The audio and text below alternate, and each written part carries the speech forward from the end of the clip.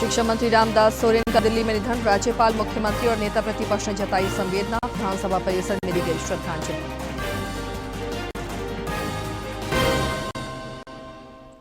भारत रत्न अटल जी को कृतज्ञ राष्ट्र पुण्यतिथि पर कर रहा नमन। समाधि सदैव अटल पर राष्ट्रपति और प्रधानमंत्री ने दी भावपूर्ण श्रद्धांजलि। योगदान को किया याद। पश्चिमी सुबह में नक्सलियों का नापाक मंसूबा विफल। सुरक्षा बलों ने हथियार और विस्फोटकों का जखीरा किया बरामद।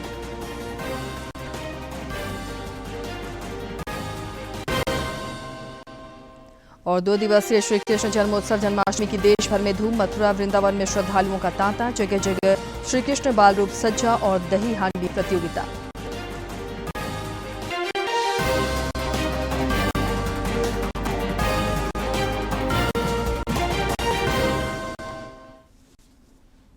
नमस्कार, खबरें झारखंड में आपका स्वागत है। मैं हूं आसिया नाजली और अब समाचारों पर नजर डालते हैं विस्तार से।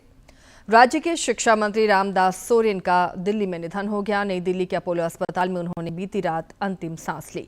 सरकार ने उनके सम्मान में आज एक दिन के राजकीय शोक की घोषणा की है। उनके निधन से सभी मर्माहत हैं। पिछले दिनों बाथरूम में गिरकर वे चोटिल हो गए थे, जिसके बाद दिल्ली के अपोलो अस्पताल में उनका इलाज चल रहा था। काफी कोशिशों के बावजूद भी उन्हें बचाया नहीं जा सका। इधर उनका पार्थिव शरीर आज सवेरे दिल्ली से रांची पहुंचा। बिरसा मुंडा एयरपोर्ट पर उनके अंतिम दर्शन के लिए राजनेताओं और आम लोगों का तांता लगा रहा। सभी ने उन्हें भावपूर्ण श्रद्धांजलि अर्पित कर उन्हें याद किया।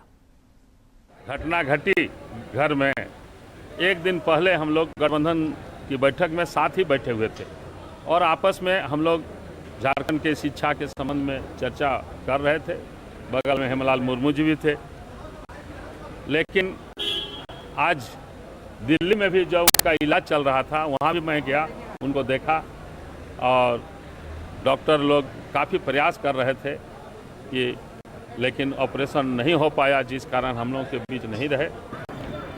पिछले 4 तारीख को माननीय गुरु जी का हम लोगों के बीच से जाना और फिर रामदास सोरेन जी का जाना, इस चीज़ को हम लोग किसी भी तरह से बर्दाश्त नहीं कर पा रहे हैं और लगातार ये जो क्षति हो रही है, हम समझते हैं कि ये बहुत बड़ी क्षति है कि इस तरह से चले जाने से एक बहुत बड़ी शून्यता आई है, जिसकी भरपाई आने वाले समय में बहुत मुश्किल होगी। अभी एक के बाद एक बहुत बड़ा एक हिमालय का स्खलन हुआ, इस पर रामदास जा गया।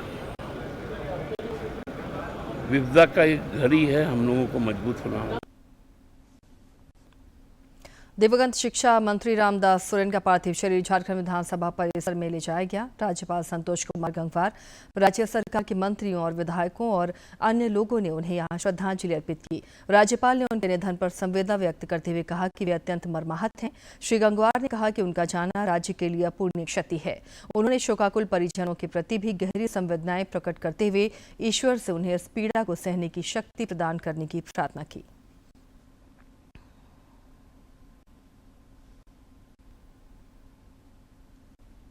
मुख्यमंत्री हेमंत सोरेन ने भी शिक्षा मंत्री रामदास सोरेन के निधन पर शोक व्यक्त किया है। उन्होंने अपने संदेश में शिक्षा मंत्री के असामयिक निधन पर दुख प्रकट करते हुए अंतिम जोहार कहा। उन्होंने एक सोशल मीडिया पोस्ट में अपने भाव भी व्यक्त किए और कहा कि ऐसे छोड़कर नहीं जाना था रामदास दा। भाजपा के प्रदेश अध्यक्ष और नेता प्रतिपक्ष बाबूलाल मरांडी ने भी विधानसभा परिसर में दिवंगत रामदास सोरेन को श्रद्धांजलि अर्पित की। एक सोशल मीडिया पोस्ट के जरिए भी श्री मरांडी ने उनके निधन पर संवेदना व्यक्त की। नेता प्रतिपक्ष ने कहा कि उनका निधन प्रदेश की राजनीति और समाज के लिए अपूरणीय क्षति है। रामदास सोरेन के असामयिक निधन से राज्य भर में शोक की लहर है। दिवंगत शिक्षा मंत्री के जमशेदपुर घोड़ाबांधा आवास पर लगातार लोग पहुंच रहे हैं। कई दशकों तक वे सक्रिय राजनीति का हिस्सा रहे। पूर्व मुख्यमंत्री अर्जुन मुंडा ने उनके निधन पर संवेदना व्यक्त करते हुए कहा कि लौह अग्री ने अपना बेटा खोया है।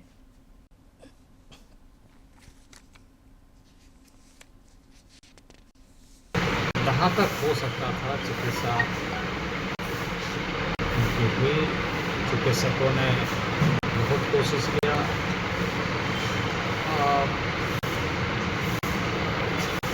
रामदास सोरेन ने भी बहुत जद्दोजहद की, पर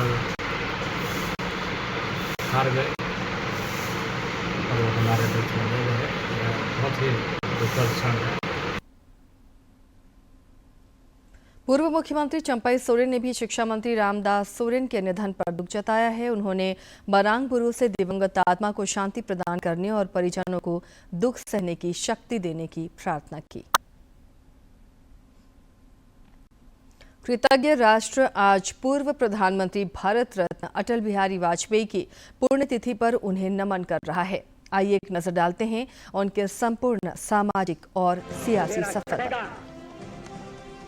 सूरज निकलेगा, कमल खिलेगा।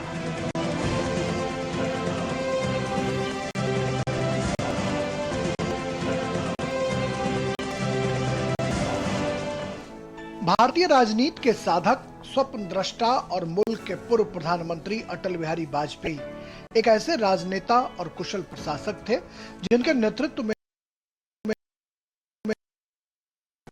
पोखरण परमाणु परीक्षण विस्फोट से भारत एक शक्तिशाली राष्ट्र बनकर उभरा। वहीं स्वर्णिम चतुर्भुज योजना से देश में सड़कों का जाल बिछ गया।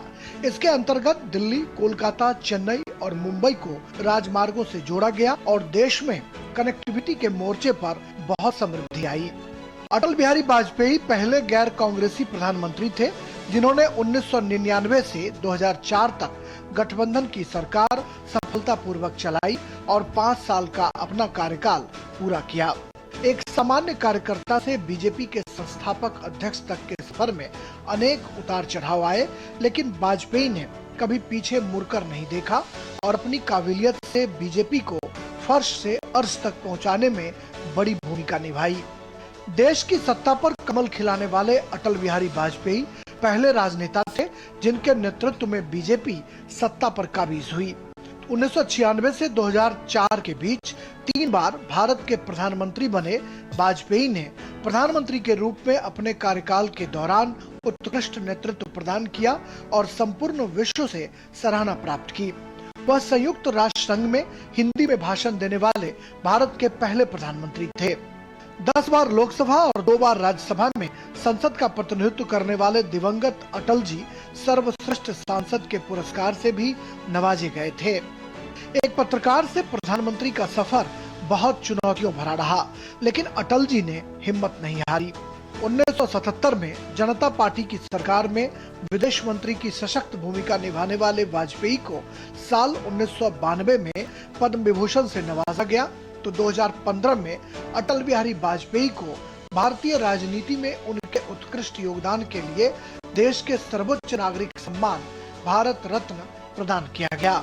अपनी वाक्पटुता से संसद में सत्ता और विपक्ष दोनों को अपना मुरीद बना लेने वाले अटल जी विपक्ष के नेता के तौर पर भी बखूबी याद किए जाएंगे। हार नहीं मानूंगा, रार नहीं ठानूंगा, काल के कपाल पर लिखता मिटाता हूँ, मैं गीत नया गाता हूँ, मैं गीत नया गाता हूँ। अटल बिहारी वाजपेयी महज एक राजनेता ही नहीं बल्कि सात्विक क्रोध और कोमल करुणा के अद्भुत कवि भी थे, जो उनके जीवन के दूसरे पहलू को दर्शाता है। शेरो शायरी और कविताओं के समायोजन से उनके मजेदार भाषण धुर विरोधियों में भी आकर्षण पैदा करते थे। शायद यही वजह है कि अटल बिहारी वाजपेयी की स्वीकार्यता हर एक राजनीतिक दल में थी। अटल जी मानते थे कि वैचारिक मतभेद भले हों, लेकिन दुश्मनी या शत्रुता नहीं होनी चाहिए। आहुति बाकी यज्ञ अधूरा, के विघ्नों ने घेरा, अंतिम जय का वज्र बनाने नवदधीच हड्डियां गलाए, आओ घर से दिया जलाए। राजेश राज की रिपोर्ट, डीडी न्यूज, दिल्ली। राष्ट्रपति द्रौपदी मुर्मू ने पूर्व प्रधानमंत्री अटल बिहारी वाजपेयी की पुण्यतिथि पर उनके दिल्ली स्थित समाधि स्थल सदैव अटल स्मारक पर पुष्पांजलि अर्पित कर उनका नमन किया। माननीय राष्ट्रपति महोदया जी, श्रीमती द्रौपदी मुर्मू जी पुष्पांजलि अर्पित करते हुए नतमस्तक श्रद्धेय अटल जी के प्रति।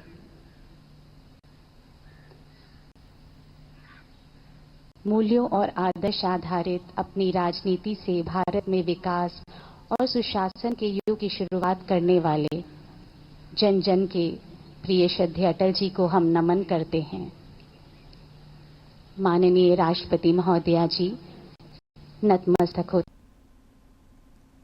प्रधानमंत्री नरेंद्र मोदी ने भी अटल जी की पुण्यतिथि पर सदैव अटल स्मारक पर पुष्पांजलि अर्पित कर भावपूर्ण श्रद्धांजलि अर्पित की। भारत के प्रधानमंत्री श्री नरेंद्र मोदी जी पुष्पांजलि अर्पित करेंगे श्रद्धेय अटल जी को। माननीय प्रधानमंत्री श्री नरेंद्र मोदी जी नतमस्तक होते हुए श्रद्धांजलि श्रद्धेय अटल जी को अर्पित कर रहे हैं।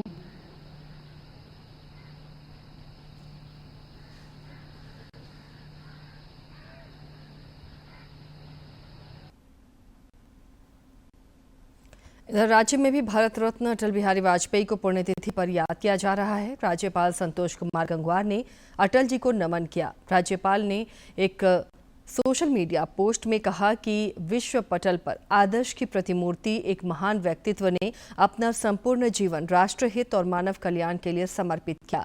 श्री गंगवार ने कहा कि अटल जी के विचार और आदर्श हम सभी के लिए प्रेरणादायी रहेंगे। राज्य के पूर्व मुख्यमंत्री और दिवंगत दिशोम गुरु शिबू सोरेन का संस्कार भोज आज रामगढ़ के निमरा में हो रहा है। इस कार्यक्रम में केंद्र और कई राज्यों के मंत्रियों के साथ साथ दूसरे राज्यों के राजनेताओं के भी शामिल होने की संभावना है। इधर कल श्राद्ध कर्म के सिलसिले में मुख्यमंत्री हेमंत सोरेन और परिवार के अन्य सदस्यों ने दशकर्म विधान पूरा किया।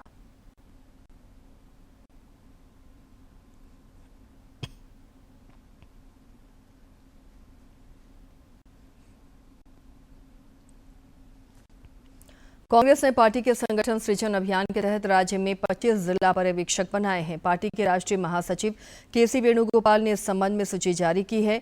झारखंड के अलावा 3 अन्य राज्यों के पर्यवेक्षक भी बनाए गए हैं जो जिला कांग्रेस के चुनाव में पर्यवेक्षक की भूमिका निभाएंगे।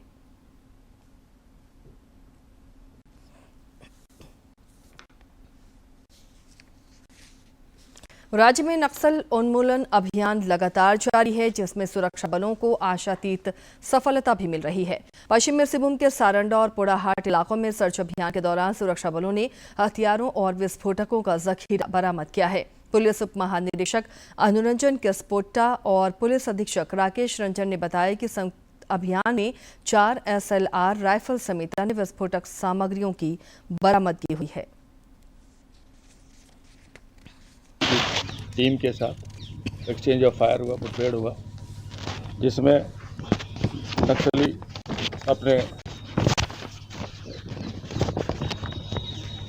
नक्सली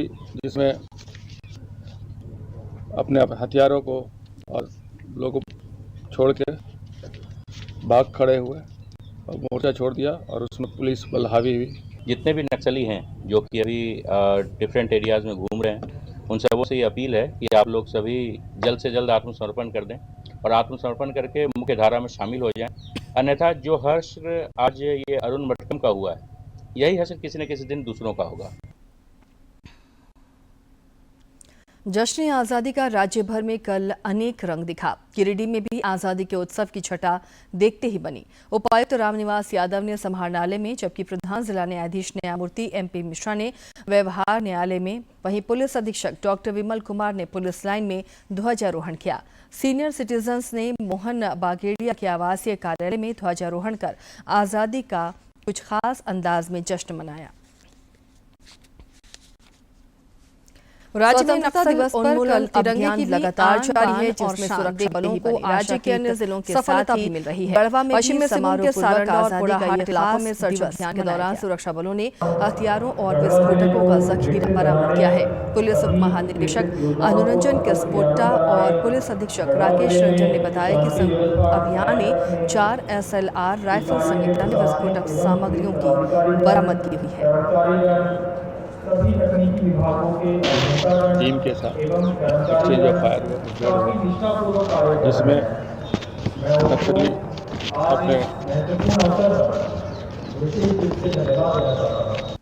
उपायुक्त दिनेश कुमार यादव ने गोविंद उच्च विद्यालय मैदान में तिरंगा फहराया।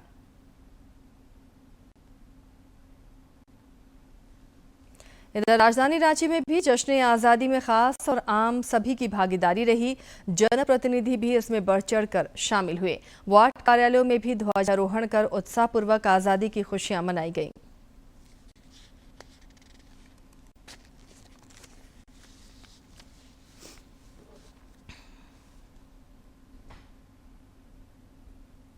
राज्य में फिलहाल मानसून अब कमजोर पड़ा हुआ है। पिछले 24 घंटे के दौरान राज्य के विभिन्न इलाकों में हल्के से मध्यम दर्जे की बारिश हुई।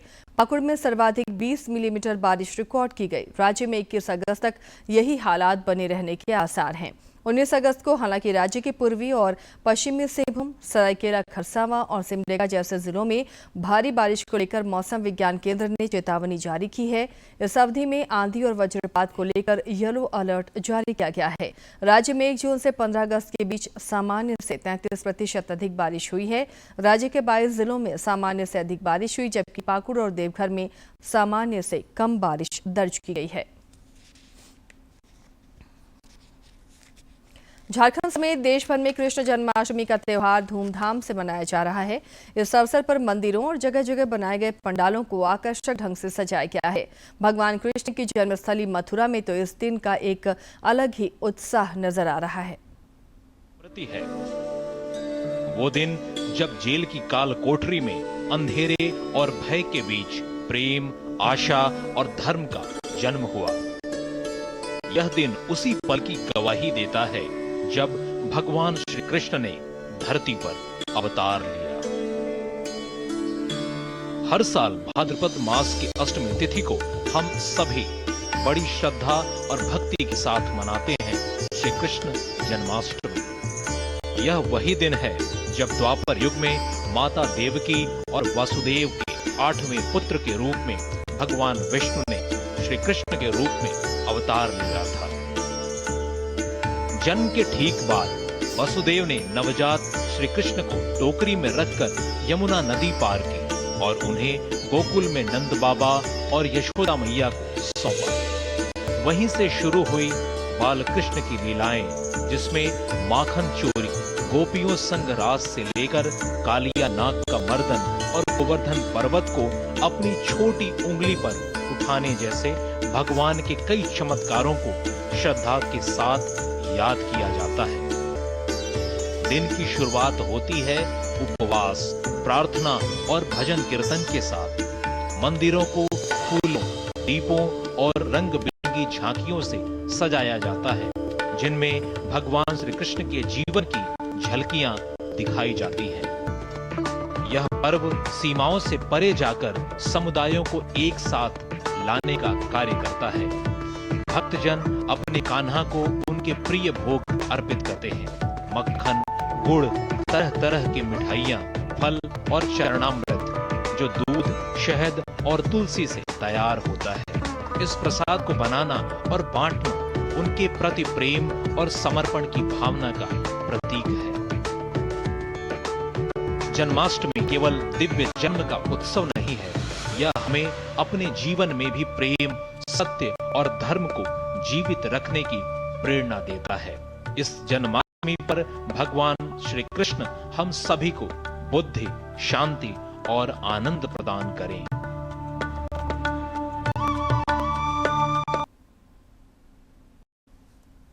राष्ट्रपति द्रौपदी मुर्मू, प्रधानमंत्री नरेंद्र मोदी, राज्यपाल संतोष कुमार गंगवार और मुख्यमंत्री हेमंत सोरेन ने लोगों को श्री कृष्ण जन्मोत्सव की बधाई दी है। कई अन्य राजनेताओं ने भी जन्माष्टमी की राज्यवासियों को बधाई और शुभकामनाएं दी हैं।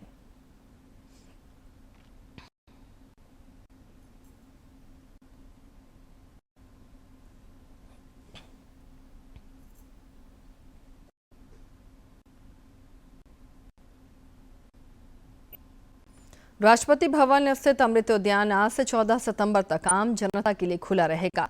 समर एनुअल्स एडिशन के तहत लोग इसका निःशुल्क दीदार कर पाएंगे। एनुअल 2025 16 अगस्त से 14 सितंबर 2025 तक आम जनता के लिए खुलने जा रहा है। इस अवधि के दौरान उद्यान सुबह 10 बजे से शाम 6 बजे तक खुला रहेगा, जिसमें अंतिम प्रवेश शाम 5:15 पर दिया जाएगा। प्रवेश गेट नंबर 35 से होगा, जो नॉर्थ रोड के पास स्थित है।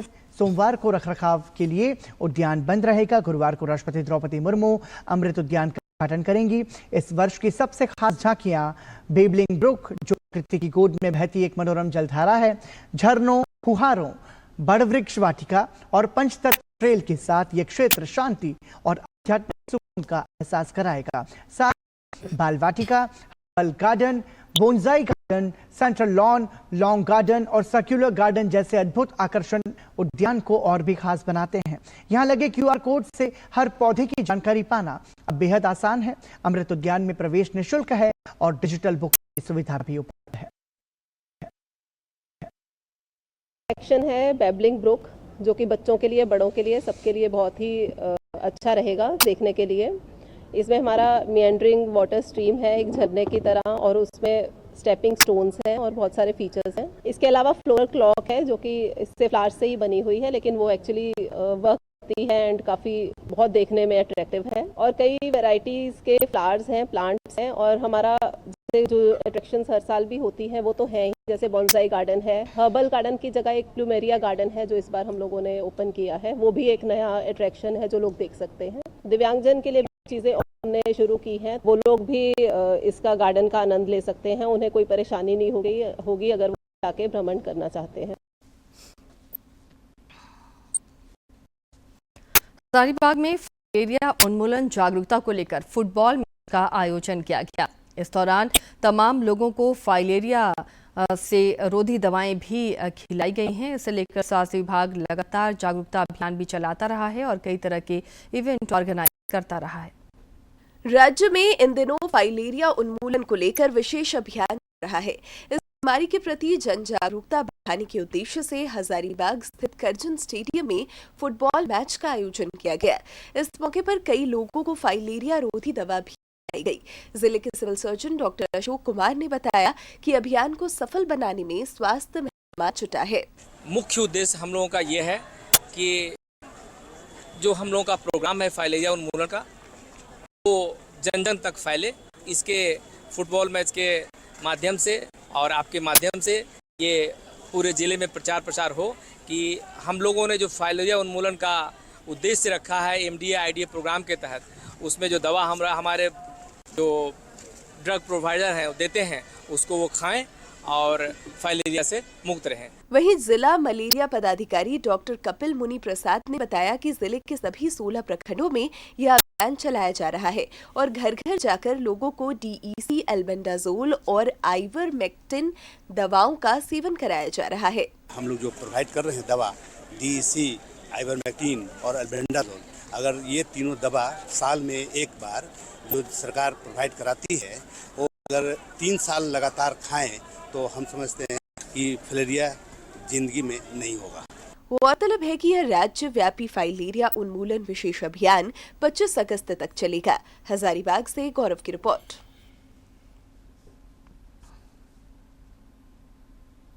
केंद्र सरकार के निर्देश के आलोक में भारतीय विशिष्ट पहचान प्राधिकरण द्वारा कल से आधार कार्ड से जुड़े विवरणों में कुछ बदलाव किए गए हैं।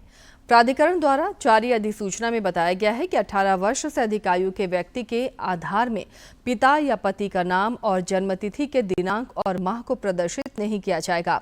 ये विवरण प्राधिकरण केवल आंतरिक रिकॉर्ड के लिए रखेगा। अब आधार में केवल पता और जन्मतिथि का वर्ष ही प्रदर्शित होगा।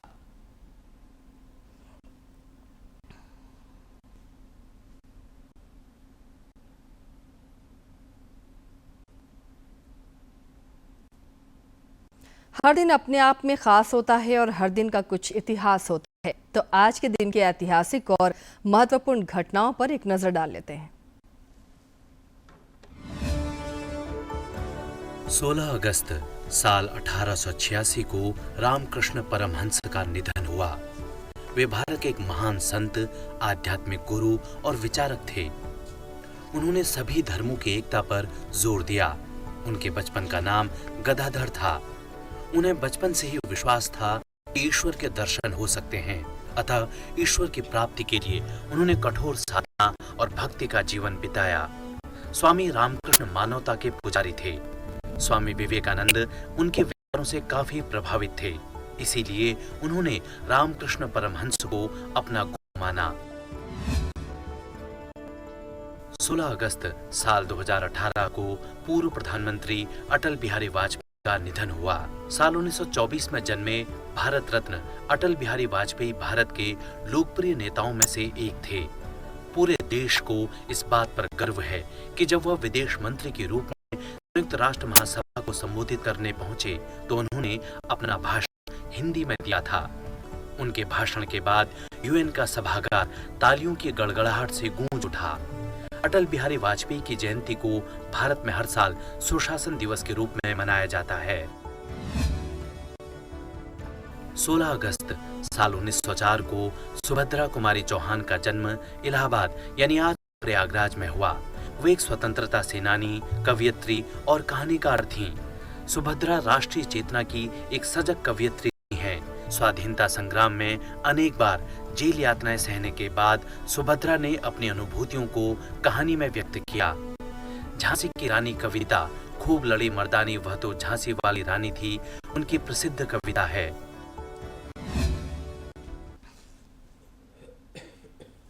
दूरदर्शन झारखंड पर पल पल की खबरों से जुड़े रहने के लिए आप हमारे social media platform x, Facebook, Instagram और यूट्यूब से जुड़ सकते हैं, क्योंकि खबरों से जितना बाखबर रहना जरूरी है उससे ज्यादा जरूरी है सटीक, संतुलित और निष्पक्ष समाचार।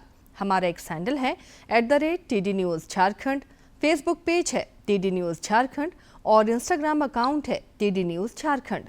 आप हमें YouTube channel Jharkhand TD News पर भी देख और सुन सकते हैं।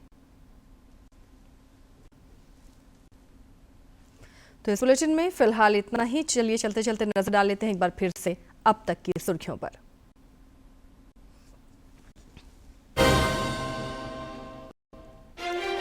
शिक्षा मंत्री रामदास सोरेन का दिल्ली में निधन। राज्यपाल, मुख्यमंत्री और नेता प्रतिपक्ष ने जताई संवेदना। विधानसभा परिसर में दी गई श्रद्धांजलि। भारत रत्न अटल जी को कृतज्ञ राष्ट्र पुण्यतिथि पर कर रहा नमन। समाधि सदैव अटल पर राष्ट्रपति और प्रधानमंत्री ने दी भावपूर्ण श्रद्धांजलि। योगदान को किया याद। पश्चिमी सिबू में नक्सलियों का नापाक मंसूबा विफल। सुरक्षा बलों ने हथियार और विस्फोटकों का जखीरा किया बरामद।